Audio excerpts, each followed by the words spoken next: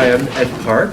I am a novelist and sometime journalist, and I'm here talking to my good friend Ed Lin about his latest book. I believe it's your 8th book? 10th book? Wow. Yes. Somehow there were 2 that I missed, or anyway, it's great. It's called Death Doesn't Forget. Here's Ed Lin. Hello. I believe I'll just start by reading a little excerpt from Death Doesn't Forget. I think one thing I should tell you that in Taiwan, each paper receipt that you get has a QR code on it, and it's an automatic enrollment into the national lottery. And sometimes this can be fairly big money.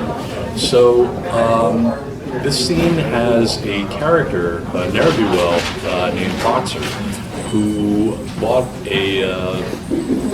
some cigarettes with his girlfriend, and they agreed to share it together, but he's trying to sneak out on her with the winning ticket, and he's not even able to do that.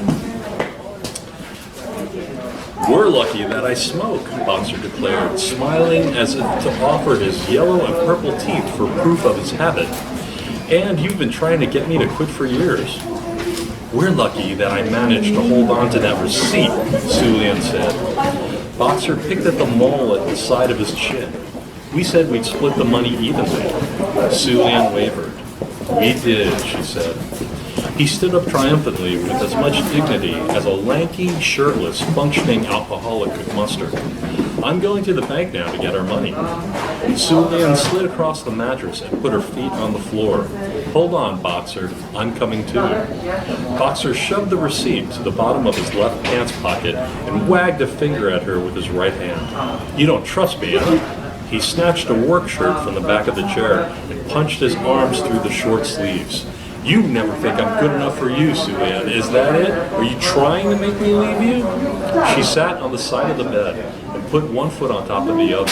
"Of course I trust you, Boxer. I just think we should both be there in person. Don't you think it's something we should do together?" His shirt was on now, and he was finishing the fifth and last intact button. "Don't get sentimental on me," he said. "It's just money." "Okay," said Su Lian. "I'll see you at work then, Boxer." She knew well enough not to expect him to come straight home with the money without meeting up with his friends and treating them. That lot wouldn't crawl out of bed before noon to search for legitimate jobs, but they would throw something on and wash their faces for free treats. The best outcome was for him to show up at the bar with her half of the money intact. Su Lian and Boxer both worked at a dive called Baba Bar near Chiang Kai-shek Memorial Hall Station. He was a combination bartender-bouncer for the rougher and younger crowd at the basement level. She poured drinks on the ground floor for the older men who still called her young lady. Boxer shoved his right foot into a sandal and regarded Su Lian in the sticky orange sunlight. She was still pretty, especially when you first saw her, like a colorful beach stone still wet from the tide. After you got it home and it was dry, you'd see that it was whitening in places and had a number of surface imperfections. You'd still keep the rock though. Su Lian examined Boxer as he crouched to gingerly put on his left sandal. The strap was coming apart, and the puckering leather was rubbing the skin between his toes raw. Boxer looked much older than 45, and Su Lian noted that as he straightened up, popping sounds came from his bones. He sighed when finally erect. "I'll see you tonight," he said.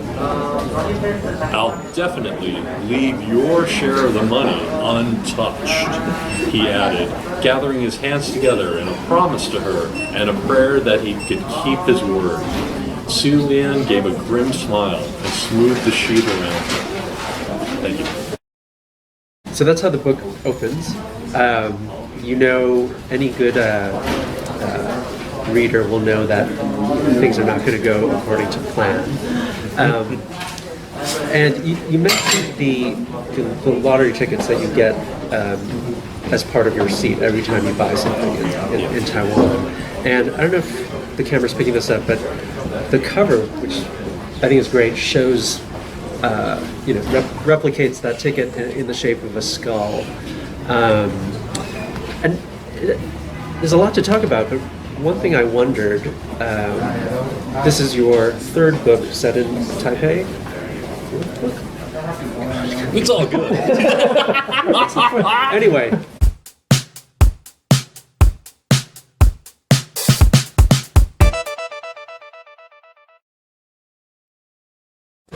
I guess I know you've gone to Taiwan many times from when you were growing up, and also more recently for research.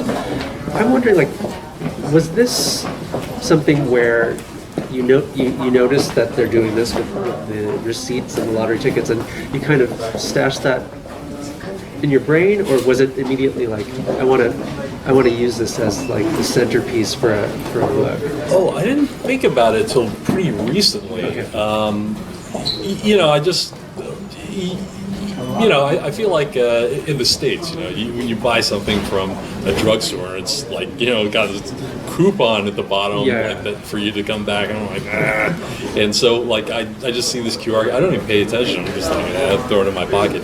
But the last time I was there in, what was it, 2018, I had a bunch of receipts, and I was with my friends, and I said, it's almost impossible, first of all, to find a garbage can in the street in Taiwan. You have to carry your trash with you. So I just took out my receipts, and I mentioned to my friends, I said, God, I wish I could just throw these away. And they're all like, no. I'll take it. I'm like, what, why? And they're like, those are lottery tickets. I'm like, really?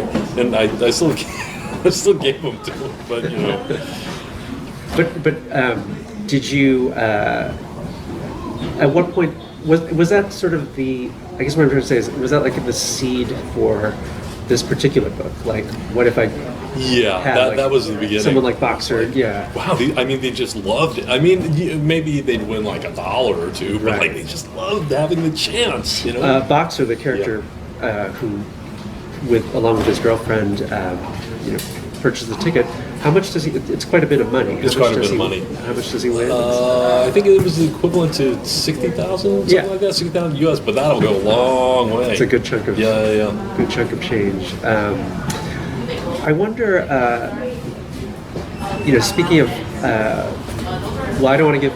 Once again, I don't want to give too much away. It's a incredibly entertaining and often very funny book. But one thing you do so well is, you evoke Taiwan and Taipei specifically, and some neighborhoods, very specifically.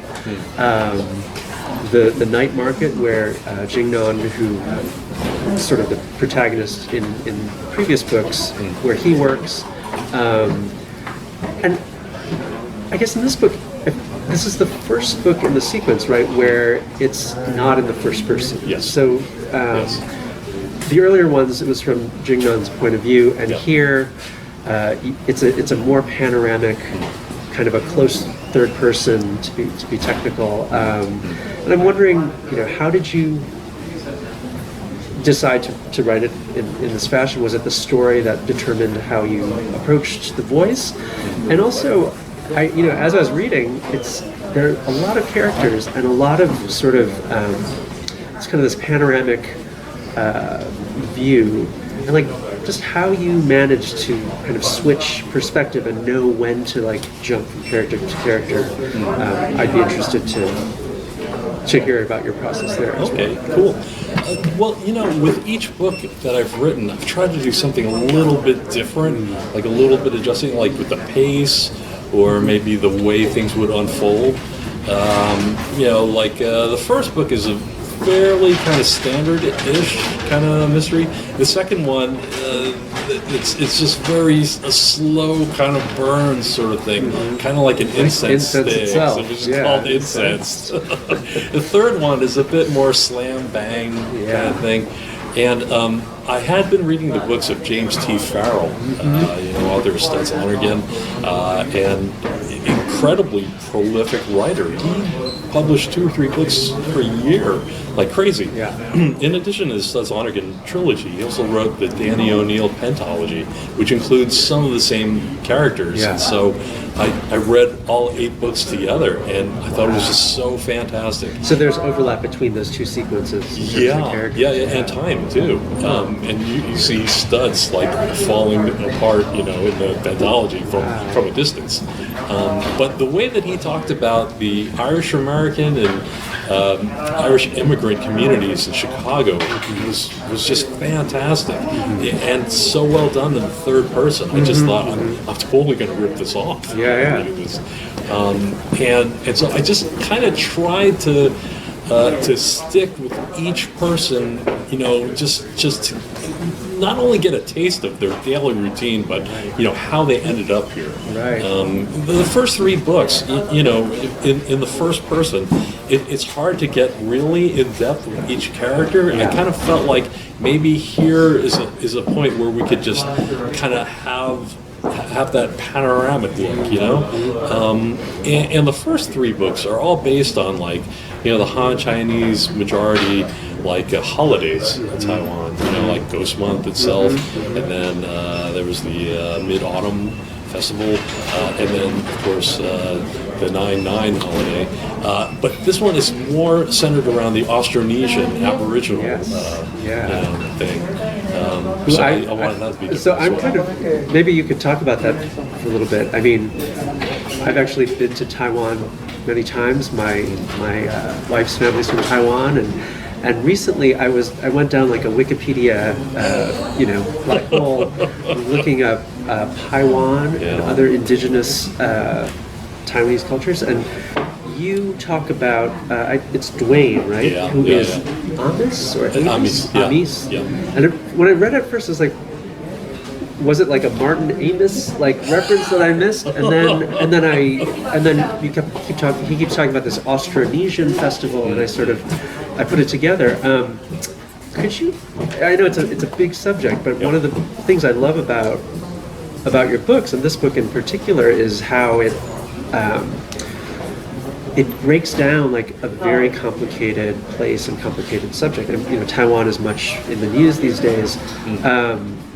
Just politically, historically, and in this book especially, culturally, there are these indigenous people who are there, and who kind of maybe got lost in the shuffle. And I believe Dwayne, who works at this night market with Jingnan, is Amis, Yes. right? Yes. So that's our way into that culture. But maybe you could talk a little bit about that and some of the indigenous. The indigenous struggle continues. There have been a number of ways that the government has tried to right past wrongs. In addition to confiscating, Aboriginal lands and paving highways over them, over their ancestors' graves, literally. Perhaps the most egregious is that over in Orchid Island. There were people from the government who came in with a contract to show the elders of this island, the Tao people, and these contracts were only in Chinese characters. But the elders believed they were signing something to allow them to build a fish cannery there, which would provide jobs for the tribe and everything. So they signed on. They helped with the construction. And when this thing opens, it is actually a radioactive waste storage facility that they've built on this island. And so, the Tao people are still protesting every year, every month, every day, one could say. They say this radiation is offensive to them and their ancestors. We want to get this out of here, but it's in among the different political parties in Taiwan. It's in no one's interest to move it, because then where's it going to go? And apparently there is some kind of deal for North Korea to take radioactive waste, which is totally totally out of sight. Problematic. Spoken of in whispers. When you look at the kind of the language archaeology of like the Pacific and the people there, there's the highest concentration of languages on Taiwan, which seems to imply that that is the origin for many of the people of the Pacific Islands. And so it's the natural Yeah. home for the Austronesian Festival, which happened, I think it's back on again this year. Right. Yeah. Well, I love that it's sort of so Dwayne sees a flyer. He keeps being confronted with ads for like the Austronesian Festival, and it's sort of it's very. This book is very, very funny, and you kind of like. You roll your eyes along with him at first, like there's an acrobatic act or something. He's like, I think he gets like a discount on the tickets. He's like, can I find like 5 people who will want to go with me to this thing? But I don't know, the way you talk about this material, and I find it totally fascinating. I think at one point earlier in the book, it's mentioned that I think Dwayne is watching TV or reading the news, and that the current president of Taiwan is part Taiwanese, right? Yeah.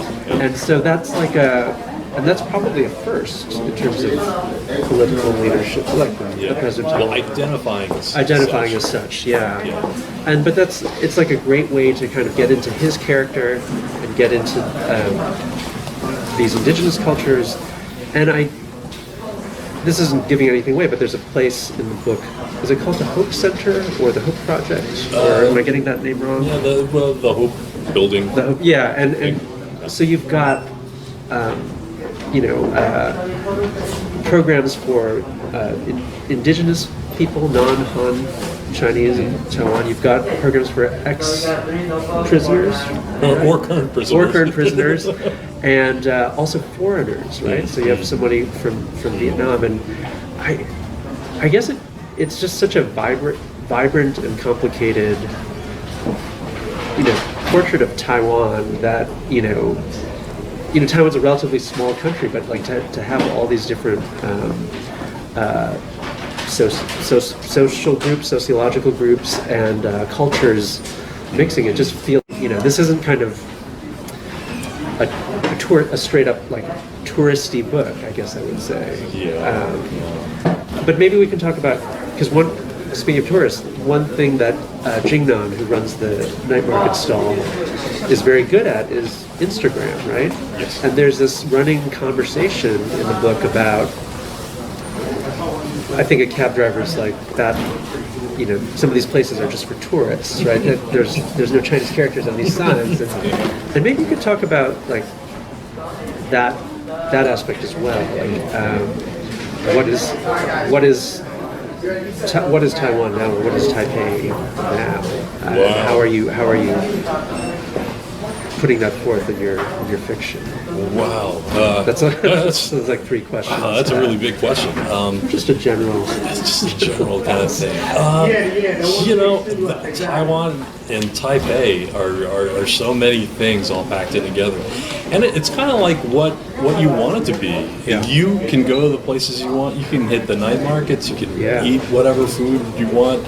You could go to the museum and check out all the national treasures that were kind of brought over from China.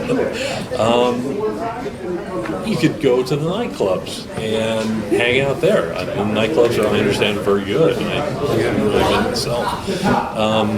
That's your next research trip. It could be. I don't know if I'd be admitted beyond the velvet rope, though. If you really want to see, Aboriginal peoples, it's actually a bit of an effort.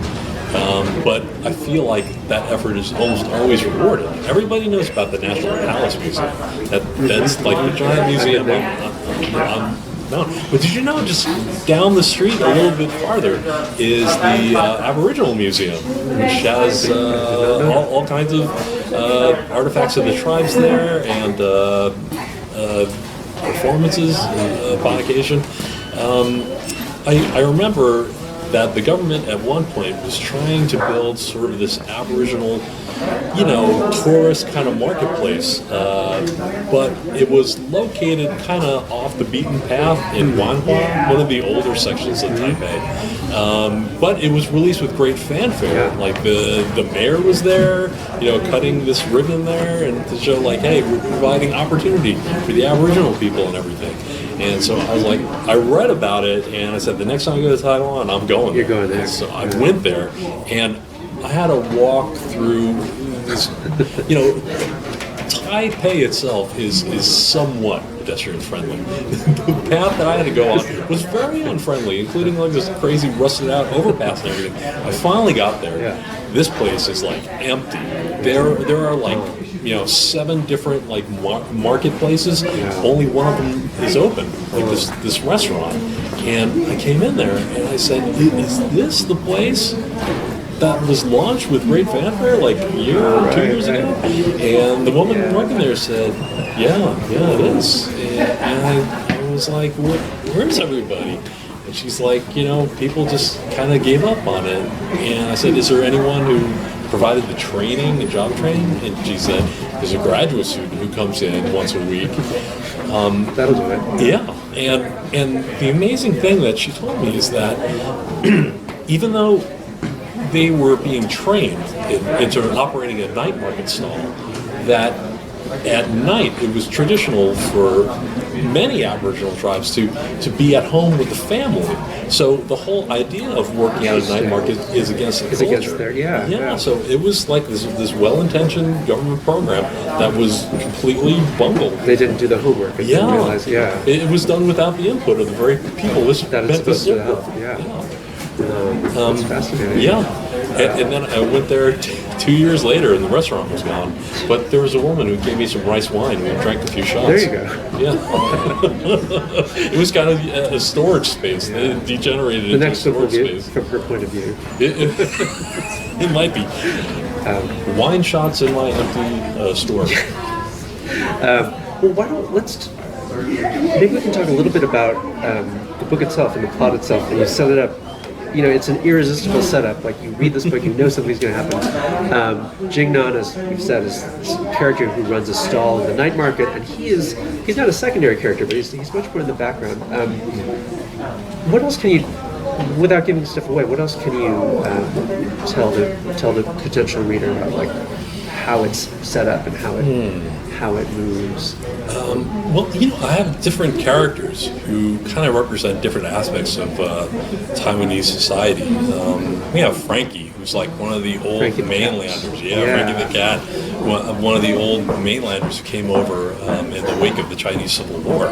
And a lot of these guys lost their footing early on. They were homeless and everything, you know, operating little soup stands and stuff, eking out an existence. But Frankie is a survivor.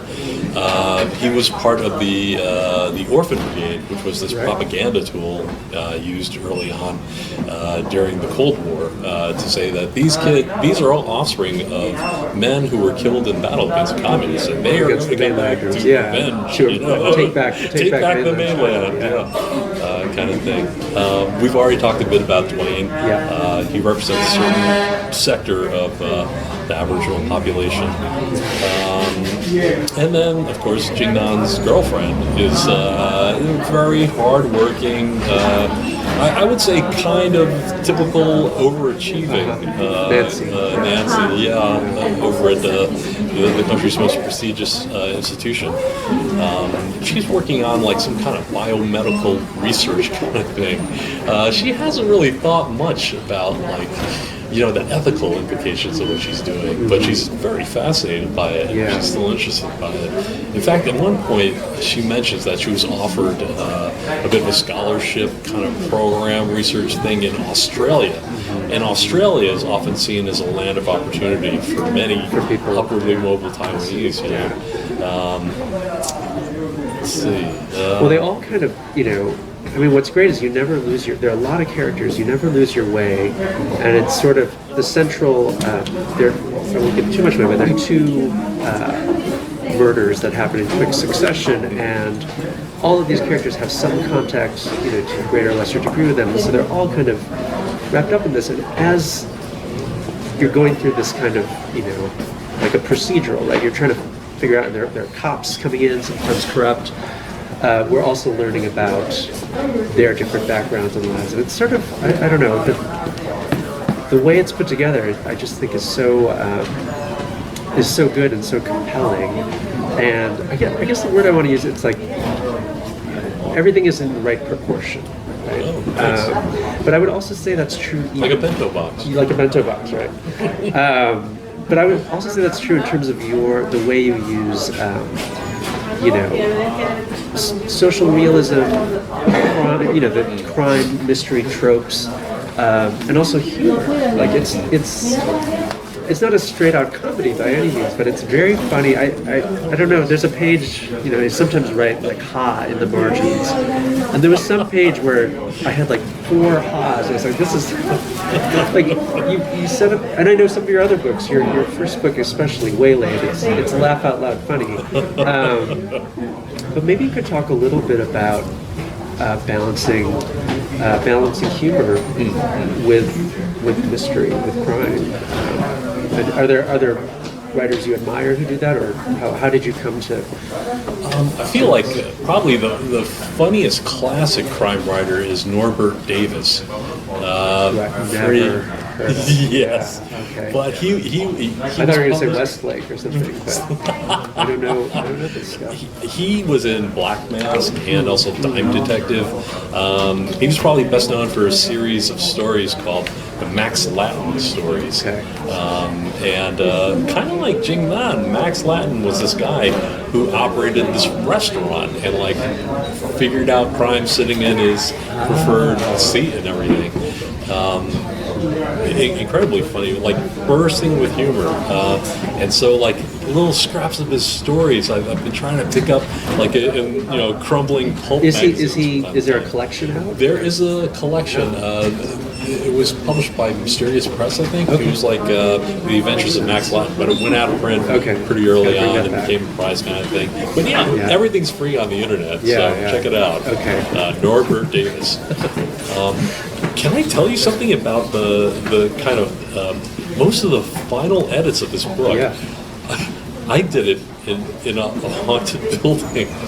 Oh, yeah. Tell me more. Okay, at the time, my wife is an actress, and she was shooting something in Nova Scotia in a really small town called Lunenburg. And the local library in Lunenburg. This was for The Sinner? Yes. Okay. For The TV show, Yes, The Sinner. TV show, The Sinner. Cindy. Yes. Chung. Cindy Chung. Yes. Okay. Okay. So the local library in Lunenburg is on this mount in a building that is a former school. And I had spoken to someone at one of the little museums around there, and they said, our library is built on a former. Our library, which used to be a school, is built on a former, execution ground. I was like, what? I said, yes, they used to hang people at the top there, and they had like old pictures of like, the scaffolding and everything, the scaffold, and so like. I shouldn't have, but I did some research before, and I found like testimonials and videos of people who had been working in the building. And I remember this one guy said he heard someone calling him from the other side of the hallway. And as he walked down the hallway, the voice also kept moving too. And so he was walking in a circle. Yeah. So I kept that in mind when I was at the library, like doing all these edits and stuff. Sitting in the library and, in a small rural library in Canada, and it kind of gave me some clarity into like all the way all the pieces went and everything. Oh, great. And then at some certain point, I was like, okay, I'm in a library. This is, nothing's going to happen here. I just want to see what another floor looks like. And I went down one floor. And it was like the energy changed completely. It was like the sun was gone. It was like kind of cold and clammy. and the light was kind of blue, and I was like, this place is haunted. Yeah. I'm going back to edit. Sorry. And so I went back into the library. And I was like, okay. I There we didn't go. mean to Death feel doesn't that. forget. Yeah, and I don't want to die here. Can I ask you quickly about? Did you have that all along, or was that something that came in the haunted? Oh, actually, I think it came to me in the haunted Okay, so- library. Yeah, Really does. yeah. Yeah. I try not to give something a title Until later. until later. Well, it's a kind of a perfect hard-boiled title. I think it's really good. I mean, readers of some of your other books might know this, but the food stall in the night market, where Jingnan works, is called Unknown Pleasures, Yes. after the Joy Division album, and we get some of that, Western pop culture knowledge in here as well. I don't know. I was wondering if you could talk a bit about it. Like, there's a great line which I wrote out. I think it's Frankie the Cat is trying a bun, and it's like a beef curry bun, and he thinks there was something pleasurable about picking up a bun and not knowing what was inside. Every meal should have some surprise and delight. I just like, I don't know where I'm going with this, but like that seemed like Unknown Pleasures, like this kind of, I don't know if that was a deliberate nod to that, but I guess, this is a book set in Taiwan, and specifically in some neighborhoods in Taipei, but there are these, it's not what you expect, and then maybe I could talk a little bit about that, either in terms of like its relation to Western culture or anything. Taiwan is like at the crossroads of so many things. Formerly part of the Japanese Empire, formerly, a lesser part of the Chinese Empire. A real, unsinkable battleship during the Cold War and the Korean War, and a place of recreation during the Vietnam War. My whole conception of naming the stall Unknown Pleasures is that I wanted to look at the two phases of Taiwan in terms of like being under martial law for decades, for longer than any other country, and how it's like this real flourishing democracy now. And I kind of imagine that in terms of like Joy Division, which is kind of like flat gray tones, and like New Order, which is like happy, dancing kind of thing. And yet it's not like one time of the band is like in the past.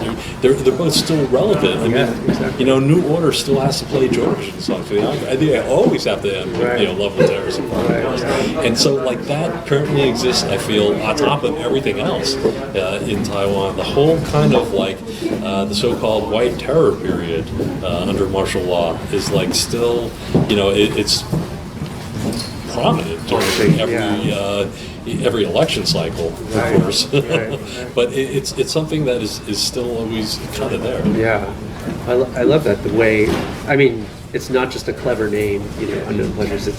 It actually ties into the themes of the book and like kind of your conception of Taiwan through history and how it is kind of hard to define. But speaking of the food stall, I'm sure people have said this, and maybe even reviews have said this. Like, it made me very hungry reading this book, and I was reading the part where part of his ritual is to check out foods, what's fresh in terms of ingredients, and like imagine like swinging by the day market. What he could put together as a special, and I guess what would be popular in Instagram and things like that. But are you? How do you come by that knowledge? Like, it's convincing. I don't really cook, but I was, my mouth was watering. It was like, how did Ed how did he kind of figure out, like, make it believable that this guy runs this delicious. Whenever I go to Taiwan, I try to blunder my way through everything. Like there's something about the timing your flight to Taiwan, because once you land, it's like you're right on time and like you're ready to go and everything, but you start slipping. Yes. Have you noticed that? So then, like, I would just shift, and then I would just, go out earlier or like go out later to try to catch different things. And one thing I noticed is that most or many of the night markets are also thriving day markets, like during the early morning. Everyone comes in there to like shop for groceries and stuff and like see what's fresh and everything. And, like, I feel like it's more competitive because in that situation the vendors are selling to people who cook. It's not like stalls are selling to tourists. I mean, the tourists are going to eat no matter what. I've got my fresh bushel of spring onions. I gotta convince you, they're better than that guy's. Yeah. These are better because that guy lets his dog run around the patch or something. I don't know. But just trying to find all these. I'm a pretty bad cook, but I have strived to make him a good one. Yeah. Well put. There's a funny moment where somebody's hawking their honey, and it's like, she plays classical music to her bees. I guess I'll get some of that honey for the food I'm making later tonight. That actually happened. You still have that jar. There's a lot to talk about. But maybe, I guess I'm wondering, are you going to continue with this character, these characters, and write more about Taipei next, or can I ask what you're working on? Oh, well, you've written a YA book. Yes, I did. Which my son loves, so I'm going to ask you to sign that later. But I'm wondering if you have other kind of projects that are outside of this. My writing method is to like always write 2 books at the same time. I just feel like I have more options. Yeah. It's easier to write 2 than write 1. Okay. Seriously, because you If you get bored of one, you can move to the other. Yeah, you can like totally shift the rock over and go up the other hill. Yeah. Sometimes it's easier, less of an incline or whatever. But I will always write this series until Jingnan dies or I die. Hey, could happen soon. No, but of course I'm always working on another Taipei book. And I always have like one of the weird books. David Tung, my YA book, is actually, one of the weird books I was working on. I think I started this one when I was writing Incensed, just having another outlet to go to just really helped me write both books, really. Excellent. Well, maybe there'll be a book where you can bring the Ed-Lin multiverse together, and like one of David Tung's relatives will be related to characters. We'll have Batman and Spider-Man as well. All right. Well, this has been a lot of fun. Thank you. It has been. Thank you so much for coming out.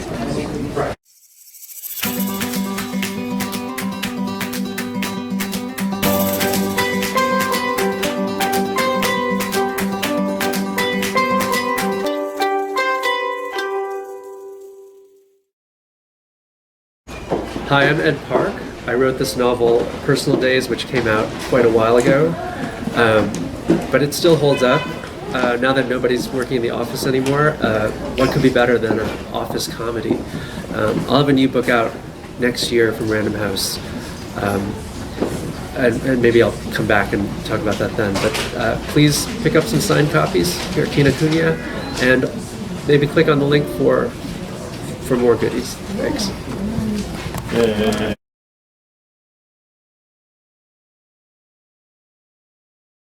Death Doesn't Forget is available by clicking on the link below, and signed copies are available at the Kinokuniya bookstore for a very limited time.